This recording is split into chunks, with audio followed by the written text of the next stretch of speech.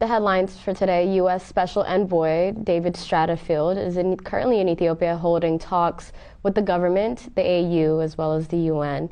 UK minister says humanitarian response in Tigray now at a complete standstill owing to the Ethiopian government's current blockade.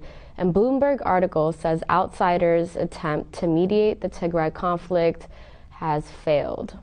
As we move on to the main stories for today, the U.S. Department of State disclosed that the U.S. Special Envoy David Stratefield is in Ethiopia currently. According to the U.S. Department of State, Stratefield is currently in Ethiopia holding talks with the government along with the officials from the United Nations, African Union, and the State Department, said in a press release that it released today. The Special Envoy today met with AU High Representative for the Horn of Africa, Olusegun Obasanjo, and AU Commissioner for Political Affairs, Peace and Security, Bankole Adeoye, to discuss engagement on the regional affairs including Sudan and Ethiopia. According to the press release of the State Department, the Special Envoy was also due to meet with the representatives of humanitarian organizations. UK minister tells Parliament that the humanitarian response in Tigray is now at a complete standstill owing to the Ethiopian government's blockade.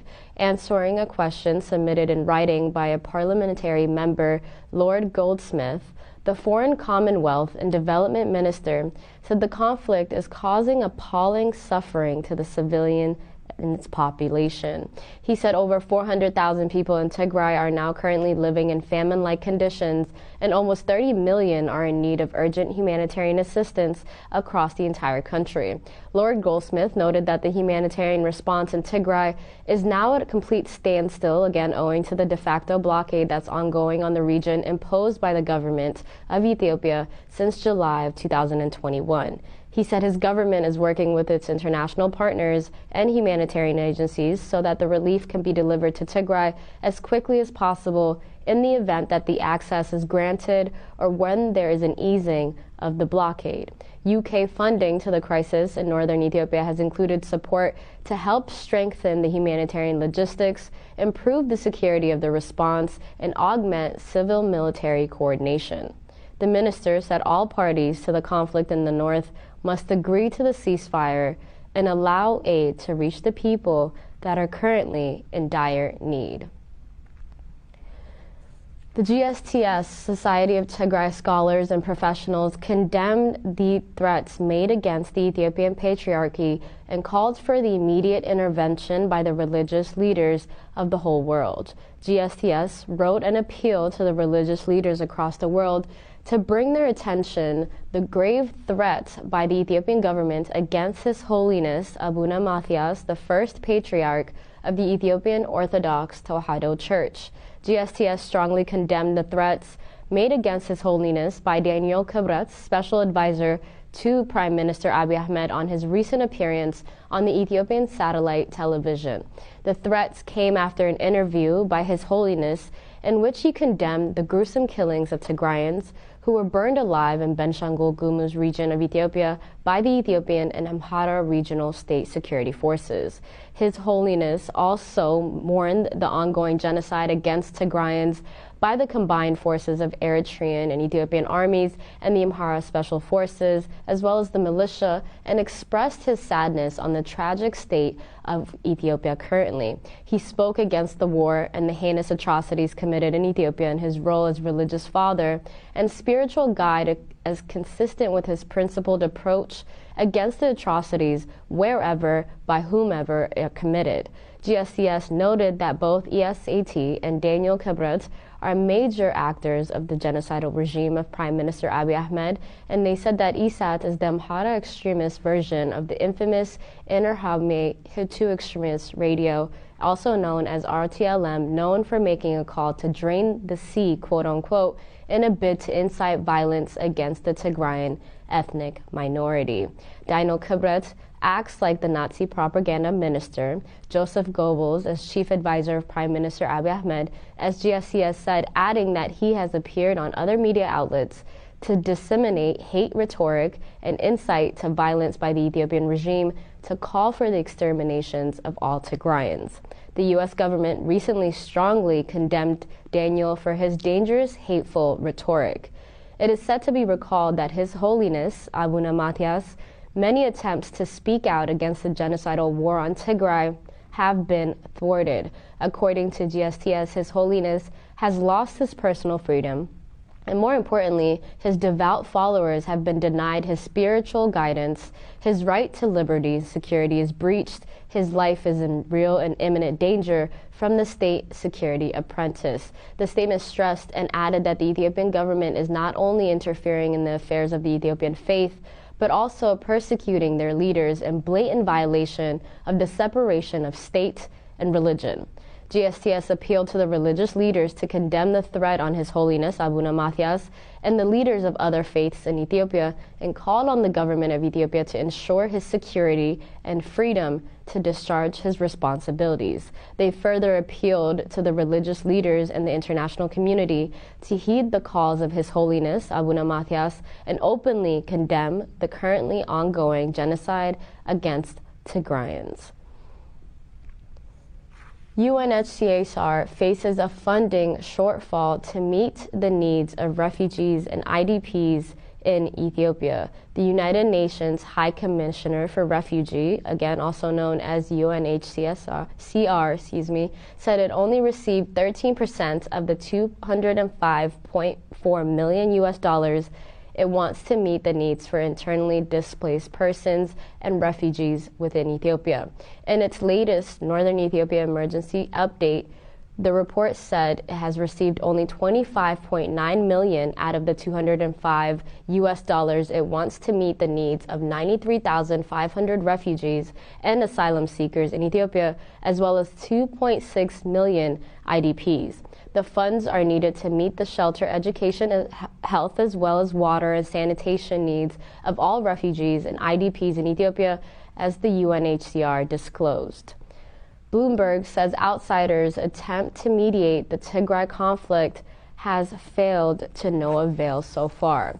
This is in an article written by Bobby Gosh by Bloomberg, titled "The World's Deadliest War Isn't in Ukraine, but it is in Ethiopia." Coming from a Nobel Peace Prize winner, Abiy Ahmed calls for the restraint and the diplomacy to end the war in Ukraine might have attracted more attention if the Ethiopian Prime Minister hadn't stained his laurels with the blood of his own people. Reports of hideous war crimes committed by his forces and those of his Eritrean allies against civilians in the northern province of Tigray make a mockery of his appeals for the nonviolence in other parts of the world.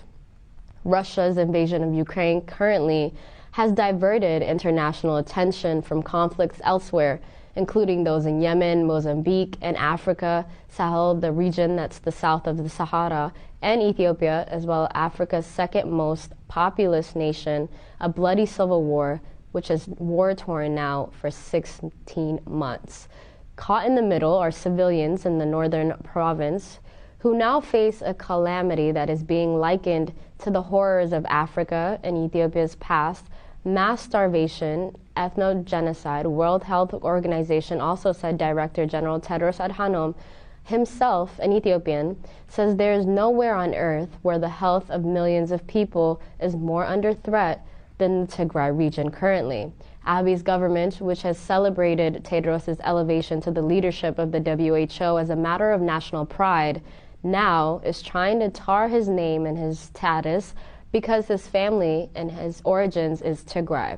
But as well as anecdotal evidence, there is a growing body of data to support Tedros' claim that the province is on the edge of an extreme major humanitarian catastrophe as well as disaster.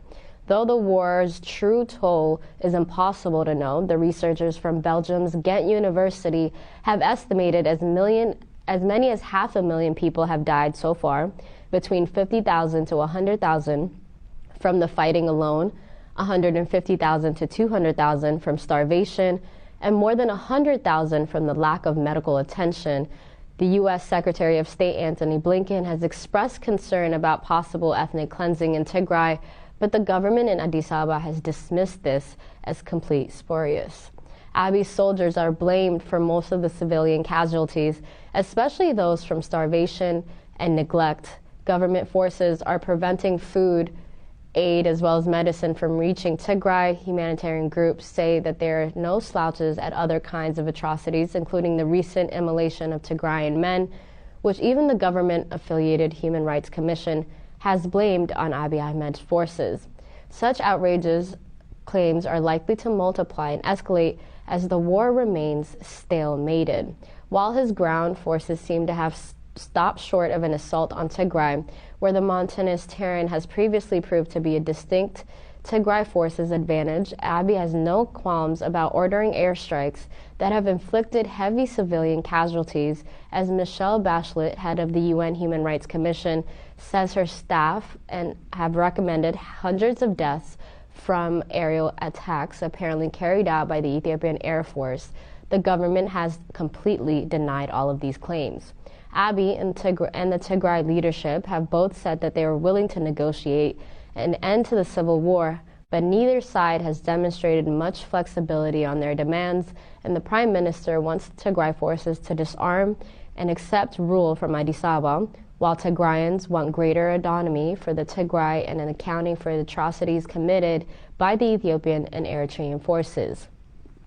There is a little prospect of progress toward reconciliation or even peace without more outside pressure, but with the world's attention currently focused on Ukraine and Russia's conflict, there's little chance that both sides in the Ethiopian civil war will use the stalemate to rearm for more fighting as well.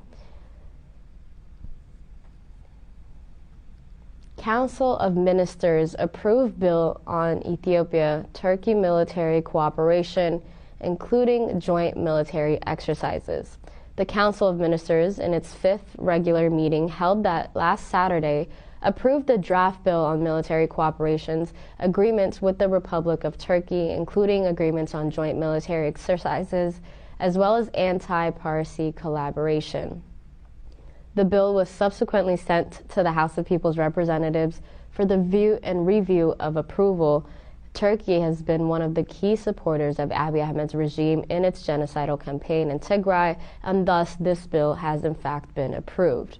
As we move on to the final story for today, the Ethiopian government has decided to relocate sets of learning equipment purchased for Tigray by development organizations.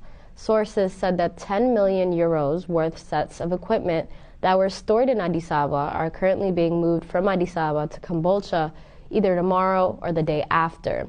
Observers noted that this commandering is illegal and is being spearheaded by the Minister of Labor and Skills Development, Moferiat Kamil. The equipment was supposed to play a key role in the teaching and learning process of colleges in Ma'ala, Wuqro, and Shura and Dasilasa. This move is a continuation of Abiy Ahmed's regime's deliberate policy of depriving Tigrayans the right to education by destroying, looting educational institutions in the entirety of Tigray. That wraps up our news for today. Thank you so much for tuning in. We'll have some more for you tomorrow. Bye-bye.